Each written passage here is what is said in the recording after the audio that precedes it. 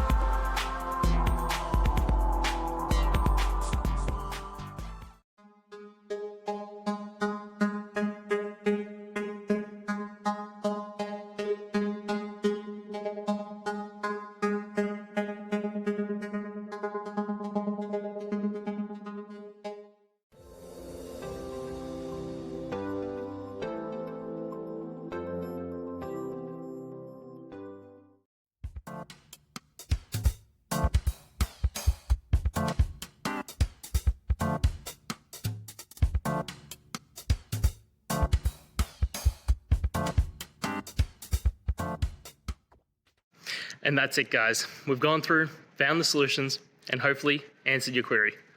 If it did, please hit subscribe. I really appreciate it. And until next time, I hope you have a good one. Cheers.